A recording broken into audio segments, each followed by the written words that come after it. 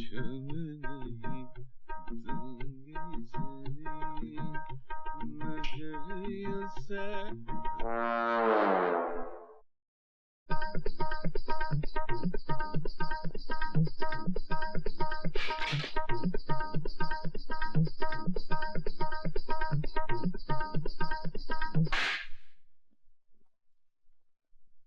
कुर्बान जाऊं का सब दिया है रानी। तुम्हारे बाप दादों में जरूर कुछ तबलची रहा होगा, है ना? घड़ी देखो। अच्छी है, नहीं खरीदी कतने में तुम्हारा वजन संभालने की चढ़ी। छड़ी नहीं, घड़ी देखो। घड़ी हमको कमरा नजर नहीं आ रहा, घड़ी कहाँ से नजर आएगी? इतनी रात गए, कहाँ से लौट रहे हो? मंदिर से रानी, मंदिर से। तुम तो जानती हो कि हम दूसरे तीसरे दिन काम बंद करके सीधे मंदिर चला जाता हूँ। तो आज भी हुई देवी के मंदिर चला गया था। आज भजन कुछ ज्यादा ही लंबा खींच गया था। कलाई पर गजरा लपेटकर भजन सुनने जाते हो? नहीं तो हाँ, तो मंदिर की देवी के दर्शन को जाना हो तो फूल की दुकान पे तो जाना ही पड़ता है ना। मगर हम घर की देवी के लिए भी फूल लाए हैं, इसे स्वीकार करो पटरानी। ठहरो, तुम्हारी देवी पान खाती है क्या? क्या बात करती हो? पत्थर की मूर्ति कहीं पान खाती है? तो फिर तुम्हारे कपड़ों पे ये धब्बे कैसे? सच बताओ, कहाँ गए थे? बताओ पहले। अरे बताता हूँ। कहाँ फूलन देवी की तरह चली चली आ रही हो? हाँ याद आया, ये पान नहीं है तो खून है। किसी कसाई की दुकान पर गए थे? अरे बाबा, काहे को अपने खानदान वालों का नाम लेती हो? अरे नहीं, बताते हैं काहे के। वो ऐसा दर्दीला भजन गाया जा रहा था कि मन भर आया। आंख से आंसू बहने लगे और नाक की नक्सीर फूट गई तो खून टपाक टपाक गिरने लगा। ये है ना, यहाँ गिर गया। तो ये पान नहीं है, हमरा खून है। अच्छा, चलो जान। कहीं तुम मुझे उल्लू तो नहीं बना रहे हो? अरे नहीं, जो पहले से उल्लू हो उसको कोई क्या उल्लू बना? नहीं, मैं असल में क्या है, तुमको तो हम पत्नी बनाया, उल्लू तो हम हैं। अच्छा सुनो, भाषण काफी हो गया, थोड़ा राशन मिलेगा? अच्छा चलो। चल। अरे आओ प्रेमी भैया, सवेरे सवेरे कहाँ गए थे?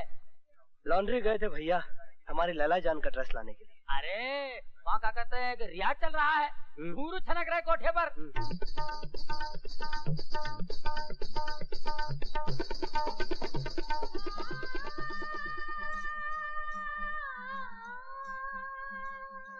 लैला, रियाज करो बेटी। लैला, कब तक खड़ी रहोगी खिड़की पे? आओ रियाज करो।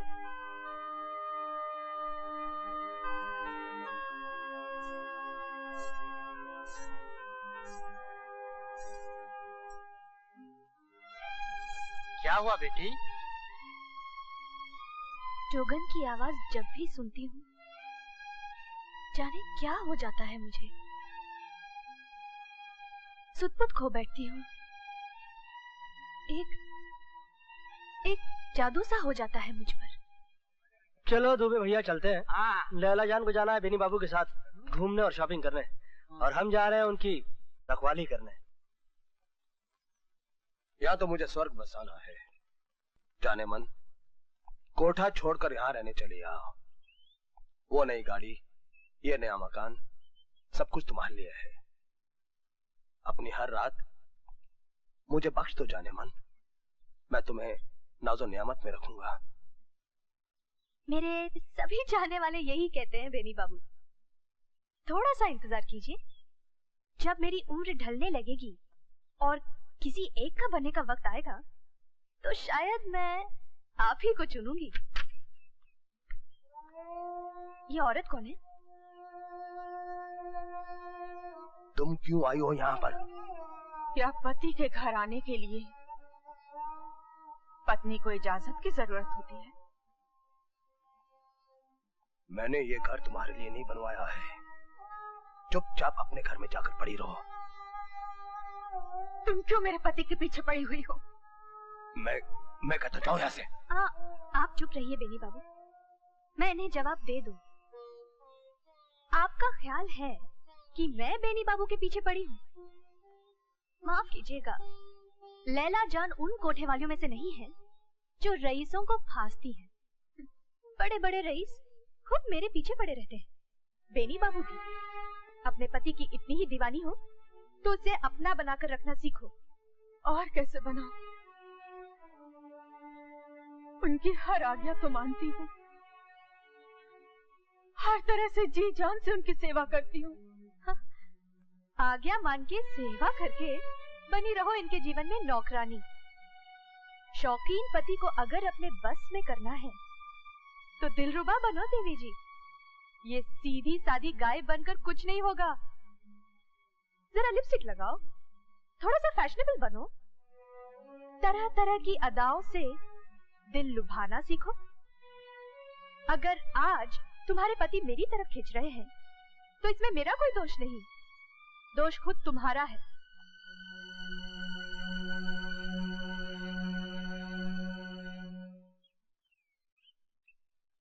उस कोठी की सौगात तो आपने कबूल नहीं की, कम से कम हमारे हाथ से एक फूल तो कबूल कर लीजिए।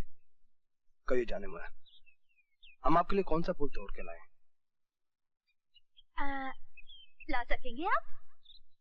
अजी आप फरमाइश करके तो देखिए, आपके लिए तो हम कांटों में भी फांद सकते हैं।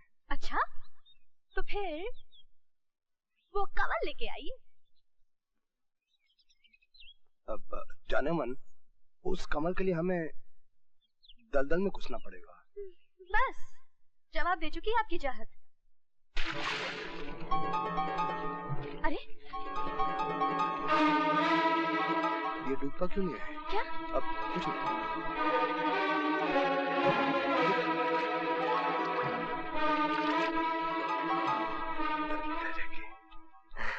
ये लीजिए सरकार, आपकी फरमाइश इस गुलाम ने ही पूरी कर दी। शुक्रिया प्रेमी। इसकी हालत तो देखो, अभी हमें बगीचे में घूमना है, सैर करनी है। ऐसी भूतिया हालत में हमारे साथ चलेगा ना तो लोग हम पर हंसेंगे। वैसे भी साला बदबू मार रहा है। ये ठीक है रे प्रेमी, तुम ऐसा करो, बागीचे के किसी कोने में जाके ये कीचड़ धो लो और आज जो नया जोड़ा खरीदकर लाए ना वो पहन लो। तब तक हम क्या करते हैं मालूम है? तुम गाड़ी पे आ जाना, हम बगीचे में सैर करते हैं और बातचीत करते हैं बड़े प्यार से। यू नो प्यार। अरे तुम गा रहे थे?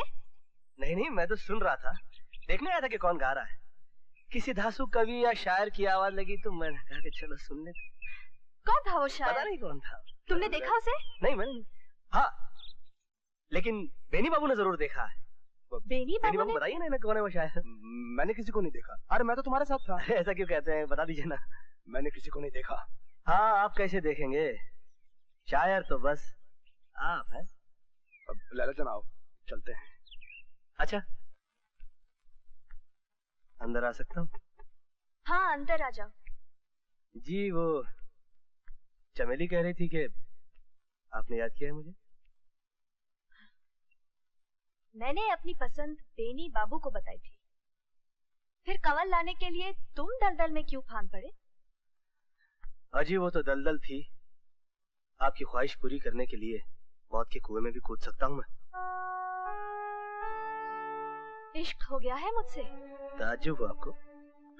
नहीं, ताज्जुब तो मुझे तब होता अगर तुम्हें मुझसे इश्क नहीं होता, क्योंकि मेरे करीब जो भी आता है वो मेरा आशिक बन के ही रहता है। शादीशुदा लोग भी मुझ पर फिदा हो जाते हैं, तुम तो फिर भी कुंवारे हो। चलो मेरे चाहने वालों की लिस्ट में एक इजाफा और सही। आशिक बने हो, बने रहो। शुक्रिया, करम, नवाजिश। लेकिन ये याद रहे, मेरे और तुम्हारे बीच जो फासला है वो भी बना रहे। चांद को छूने की कोशिश मत करना, अपना मकाम कभी मत भूलना। मुझे इतना छोटा आदमी मत समझिए, हो सकता है कल आपके इश्क में मैं भी कुछ बन जाऊं, बेनी बाबू जैसा मकाम हासिल कर लूं। बेकार के सपने मत देखो, मेरे चाहने वालों में सबसे ऊंचा दर्जा बेनी बाबू का है। औरों के पास तो सिर्फ धन है, बेनी बाबू के पास फन भी है, बेहतरीन शायर है वो। यानी कि आपके नजरों में बेनी बाबू अच्छे शायर हैं? अच्छे, बहुत अच्छे। उस दिन उनकी ताजा गजल महफिल सुनती तो झूम उठती, बस झंझोटिया सेठ ने सुनाने नहीं दिया। तो फिर ठीक है, कल सुनवाइए और झुमवाइए महफिल को, और अगर आपकी इजाजत हो तो कल का तमाशा मैं भी देखूं। हाँ देख लेना। CI झंझोटिया।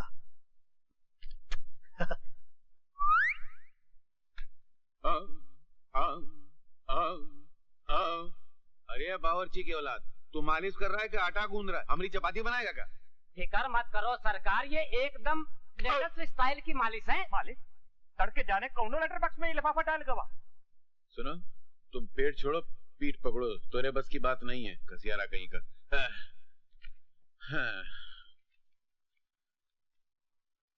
झंझोटिया सेठ, इस खत के साथ एक गजल भेज रहा हूँ, उसे अपनी गजल बना के लैला को पेश कर दीजिएगा, फिर देखिए महफिल में आपका क्या रंग जमता है। आदाब। अरे हम कब बहनी बाबू, एक नजर जरा हिया भी तशरीफ रखिए। वैसे बहुत बेशरम आदमी हो तुम। क्या क्या कह रहे हैं आप? नहीं, घर में सती सावित्री पतिव्रता पत्नी बैठी है, उसको छोड़ के आप यहाँ आते हैं। वो बेचारी तो थाने मार मार के रोती होगी। अरे तुम्हारी पत्नी भी तो रोती होगी। हमारी पत्नी रोती नहीं, उल्टा हमको रुलाती है। आदाब अर्ज है साहिबान। आदाब। आदाब अर्ज है। आदाब। बड़ी देर की मेहरबान आते आते। आदाब। आदाब। लैला जान, आज हमारी वो गजल सुना ही डालो, रुकावट मत डालना। अरे नहीं साहब, हम और रुकावट हट। लैला जान, जरा इनकी गजल सुना ही डालो। सुन लो भाई, कलेजा थाम के, कान में रुई डाल के। हाजरीन, मतला अर्ज है। हमने क्या क्या उसे महफिल में इशारा न किया, हमने क्या क्या उसे महफिल में इशारा न किया, देखना भी हमें जालिम ने गवारा न किया। वाह वाह वाह वाह, क्या बात है, सुभान अल्लाह, वाह क्या बात है, क्या बात है बेनी बाबू, आपने क्या उतर के मतला कहा है। अरे चुप करो यार, क्या आदाब आदाब, इस मतले से तो मतली होने लग गई थी। नहीं, हम रुकावट नहीं पैदा कर रहे, मगर जरा हथौड़ा फिट के अबू सुनो। लैला जान, जरा हमारी गजल सुनाई दे तो बहुत नवाजिश होगी। आपकी गजल? अजी झंझोटिया सेठ, आप कब से शायर बन गए? अरे वैसा रंग रूप सामने हो तो गधा भी शायर बन जाता है। अब बहनी बाबू नहीं बन गए का, तो हम जैसा इंसान क्यों नहीं बनेगा? बन सकता है कि नहीं भाई? क्यों नहीं, क्यों नहीं। आप झंझोटिया सेठ का भी मतला सुना दीजिए लैला जान, देखे इन्हीं ने क्या तीर मारा है। तीर नहीं मारा, तोप मारा है। आईना तोड़ दिया खुद भी नजारा न किया, आईना तोड़ दिया खुद भी नजारा न किया, उनके जैसा हो कोई ये भी गवारा न किया।